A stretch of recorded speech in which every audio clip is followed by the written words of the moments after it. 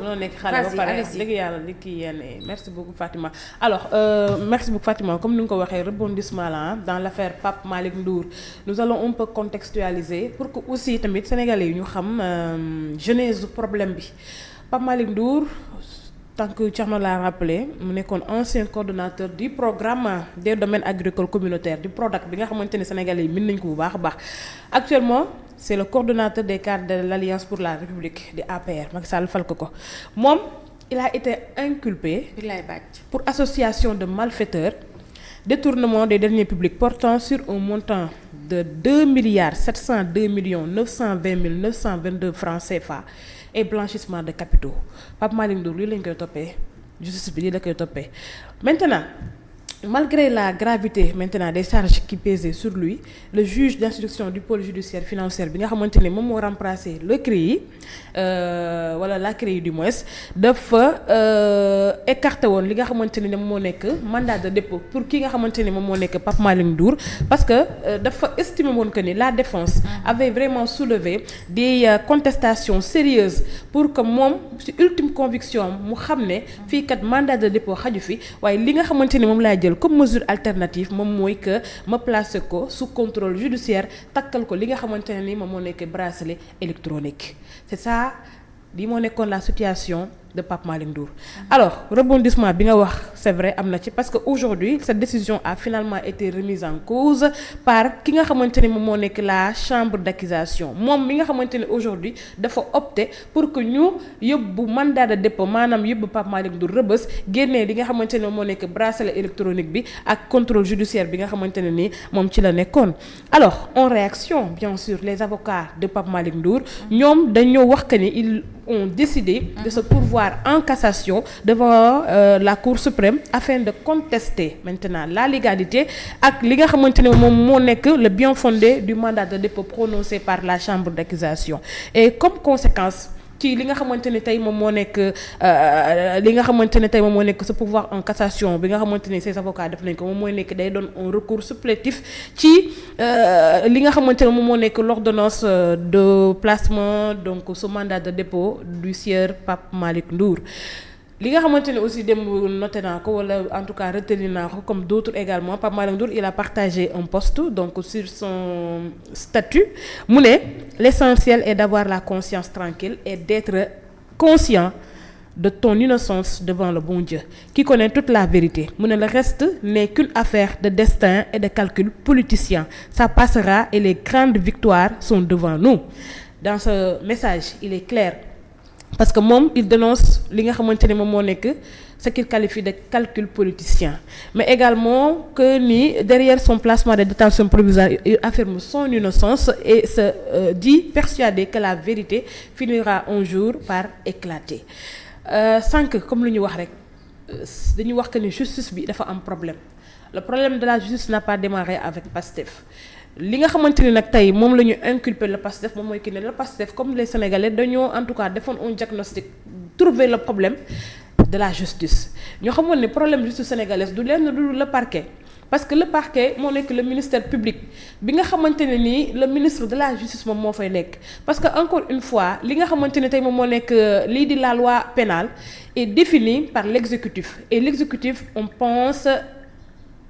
wala au ministre de la justice tey ki nga xamante moom moo nekk Yassine Fall moom moo ko diriger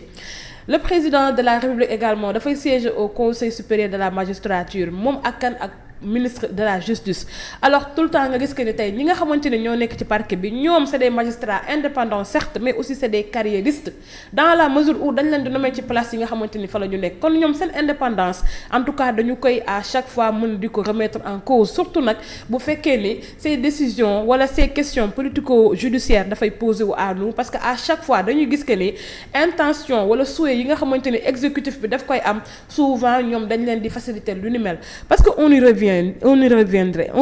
du moins le parquet mu nekk les magistrats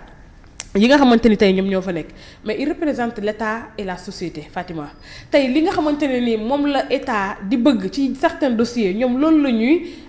déclencher comme mu nekk ay enquêtes parce que à chaque fois on le dit que ni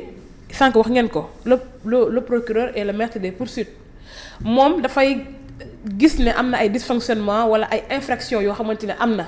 mu mun a causer des préjudices à l'État comme à la société moom mu ne man je suis l'avocat du peuple et quand c'est le peuple moom ne que je suis l'avocat de la République je suis l'avocat maintenant des citoyens sénégalais kon loolu man sama liggéey la pour que ma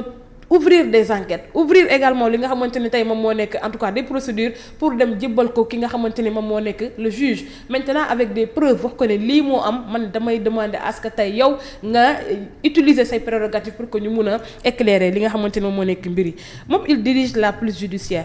et quand il représente wala quand il présente les faits devant le juge moom lan la koy wax moom mooy que ni je veux des sanctions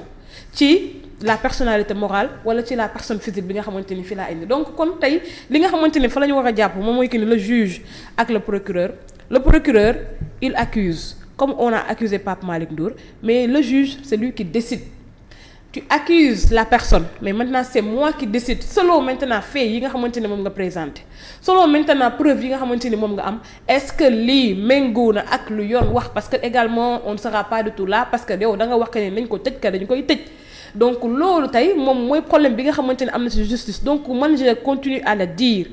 et c'est dans toutes les justices du monde en France en 2013 dañuy def des réformes judiciaires parce que problème bi ñu am ñun Sénégal ñoom dañ ko nekkoon di am mais xam nañ ne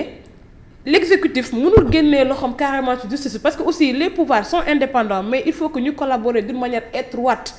léegi nag lu ñu bëgg moom mooy que ni indépendance bi moom mooy que ni les juges les magistrats que ñuy wax le droit bi mooy que ni le droit objectif bi nga xamante ni ñun moom la ñu jàng moom mooy que ni quand vous constatez que la personne a commis des infractions selon maintenant la loi ngeen dar ko ci li ni mel bu fekkee ne nit ki gis ngeen que ni amu leen des preuves suffisantes yuy étayer sa culpabilité mais ngeen bàyyi ko mu dem mu ñibbi maintenant dans ce cas comme li ñu continuer di waxaat gis nga CREI yi ñëpp dañoo d'accordoon ne que président Macky Sall Abdou Diouf moo ko indi woon en 81 après ñu effacé ko au fait tëj ko Macky Sall ñëw dekkil ko tout le monde se disait que c'est parce que c'était pour que mu mën a liquider des adversaires politiques à l'image de Khalifa Ababacar Sall à l'image maintenant de Karim Meïssa Wade aujourd'hui Macky Sall avant moo dem mu ne damay soppi CREI yi indi pôle judiciaire financier yéen bi ngeen ñëwee ñun kat dañoo yaakaaroon ne toujours ci réforme judiciaire yi nga xamante ni moo waroon am moom mooy que ne tey dinañ soppi en tout cas li nga xamante ni noonu la nekk di doxee parce que le renversement de la charge de la preuve on continuera à le dire mënoo accuser nit ba pare dina ko demal nga wuti ay preuves tey le principe mooy que ni la charge de la preuve incombe au demandeur Fatima bu ma la taqalee ne yow kat dangaa sàcc 100 francs ci sama pochette man damaa war a indi ay preuves ne Fatima moom mii kat moo sàcc ay 100 francs léegi maintenant nag xam nga la loi est tellement complexe gis nga tey bu ma la jiiñee ne yow yaa sàcc Fatima samay 100 francs ma dem ci devant la loi def na ma Ramatulaay andi say preuves maintenant bu fekkee ne dama ne Fatima dangaa sàcc samay 100 francs Fatima man de Ramatu wala dama laa lebal 100 francs yow fayoo ma samay 100 francs man la non Fatima fay naa la say 100 francs xam nga léegi dootuma indi ci man justification preuve de dañ naa la Fatima yow comme que nee nga yow fay nga ko 100 francs yi yow yaay indi lu ñuy firndeel na yow fay nga ko 100 francs en fait c'est ça la loi c'est tellement logique maintenant comme fii nii la demee woon changé wu leen loolu il faut que ñu changer li nga xamante ni tey moom mooy principe boobu noonu beneen yoon bi également aujourd'hui tey mënoo jël nit bëgg ko dugal ci kaso gi te amoo des preuves suffisantes aujourd'hui kii nu di kii ne c'est 2 milliards yi nga xamante ne moom lañ nekk di wax waxuñ ne moom moo ko def waxuñ ne defuñ ko te moom nee na avant problème bii di am moom nekkul woon ci biir Prodac ñëwul woon après moom la ñëw maintenant il faut que tamit ngeen jox ñu preuve yu suffisante pour que ñu mën a teg suñu baaraam ne lii kat nekk na loo xamante ni lu dëgg la parce que encore une fois tout le monde est justiciable. ñoom ci supposé rek lañ nekk. comme ni ñu nekkee ci dossier yëpp ay supposé bu fekkee ni Pape Malick Ndour moom li ñu koy toppee moo ko def am na ay preuves suffisantes mais dama ni Pape Malick Ndour il n'est pas du tout au-dessus de la loi kon dañu ko jàpp ñu teg ko daan yi nga xamante ni moom la loi wax waaye bu fekkee ni amuñu ay preuves ci Pape Malick Ndour ci li ñu xamante ni moom lañ koy nekk actuellement di ko tuumal kon nañu ko bàyyi aujourd'hui comme Thierno l'a dit il était sous bracelet électronique contrôle judiciaire mais loolu égal rester en prison parce que lenn rek nga am mooy que ni rester chez toi di nekk ak say ñi nga xamante ni ñoom ñoo nekk say famille te ñëpp xam nañu bracelet électronique mais dafa métti parce que tey aujourd'hui mais tu es surveillé am na mouvement yu bëri yoo xam ne dootoo ko mun def am na wax yu bëri yoo xam ne doo ko mun def te ñoom c'est des acteurs politiques déjà loolu nga teg ko nit ñu pareegul maintenant qu'est-ce que vous voulez quelle est l'intention qui se cache maintenant derrière cet agissement judiciaire on ne le sait pas parce que tey tamit wala da nga bëgg rek nit ki dem dugg ci biir kaso gi entre autres. Donc pour man il faut que ñu arrêter di discréditer di délégitimité di également en tout cas ridiculiser suñu justice bi parce que lii day nekk encore beneen précédent ndax tey gis nañ fi jurisprudence ñoom Lat Diop Mansour Faye ñoom Sophie Gladima Moustapha Diop ñu ngi nii dem nañ ba montant bi fu mu tolloon ak aujourd'hui regarde le problème de Farba Ngom fa mu jógee 125 milliards ba ci ñaari téléphone et d'autres personnalités également yi nga xamante ne tey kenn ku nekk yaa ngi dem léegi ñu ne dem na tey ñun xam nañ ni liberté provisoire à chaque fois ci lan lay mujj moom mooy que ni dossier bi danaan fouraas kon ñun suñu justice bi comme hier ce que je disais gis nga tamit nit ku nekk la ngay incarner da nga ci am fulla ak fayda parce que la justice là homme politique yi dañuy dem bàyyi leen yéen vous ne faites pas du tout de la politique yéen vous êtes chargé de dire le droit objectif maintenant dites le droit qu'on ne vous mette pas du tout la pression parce que constitution du Sénégal moo ne ni l'exécutif ni le pouvoir législatif amul droit ni aussi le peuple di exercer une pression sur la justice. Les hommes de justice sont indépendants parce que da ngeen dem jàngi def ay concours ñoo toog yéen yéen a nekk ñi nga xamante ne tey yéen a nekk mooy cordon ombilical bi ci peuple bi ak exécutif wala politiciens yi yéen la yéen war a dimbali yéen a war a wax tey bu fekkee ne nit ñi kenn ku nekk dafa am volonté ngeen ne attention vous sifflez la fin de la récréation pour man li fi nekk yëpp war na mën a arrêter parce que question d'homme la et de personnalité dañuy wax naan justice bi daa am problème c'est pas une justice bi amul problème nit ñu incarne justice bi ñoo am problème parce que justice bi mais benn juste instrument la ñi fa nekk ñoom ñooy wax le droit ne man maay magistrat bi man maay procureur bi man maay juge bi alors ñooñu ñoom ñoo war a dimbali askan wi en tout cas ci dossier yi nga xamante ne ñu ngi ko nekk di dund chaque jour que jëfee ñoom ñu ngi rendre des décisions de justice dans les tribunaux te pourtant nit ñi duñ nekk di contester dañu xam ne ñu ngi koy def comme selon la loi et pourquoi lorsqu'il s'agit de Ousmane Sonko de Barthélémy Diaz de Pape Malick Ndour wala de keneen mu indi ay lëbëj yoo xamante ne kenn ku nekk day toog di interpréter xanaa yéen seen crédibilité seen personnalité ak seen carrière intéressé wu leen parce que tamit il est inadmissible que man mii nga xamante ne apprenti juriste la may toog di naan procureur defaraatal sa toogaay wala di wax que ni magistrat yi xoolaatal li ngeen di def yéen au contraire yéen a ñu war di faire revenir à la raison nous les journalistes les politiciens également donc tamit daal loolu laa xam ne daal laa mën a wax ci kaw Pape Malick Ndour et aussi di wax rek nañu xool suñu diggante ak yàlla à chaque fois. gént naa parce que parce que dama laa gént yow ngay jox procureur kayit. ma koy jox kayit. yàlla doon kii du jàmm de procureur bëgg maa ak moom benn affaire Seydina Mohamed du caaxaan bi yàlla li ngay wax nii yëpp sama xel ak yàlla ko yàlla defal jàmm man Ramatulaay lan lay def ci sama yàlla ko yàlla defal jàmm defal ma jàmm lan la séq ak procureur ba koy jox yàlla ko yàlla defal jàmm defal ma jàmm maa ngi moom bu ñuy déggante dama woon dama Rama li ngay def rafet na baax na wax dëgg yàlla du dëgg waaw li ngay def baax na rafet na continuer di conscientiser ak moom dara xanaa ndooy kay si laa moom doo séq ak moom dara ndax géré woo dañuy ndooy moom ton neex na ma ton mi waxee am français bu neex lay wax déjà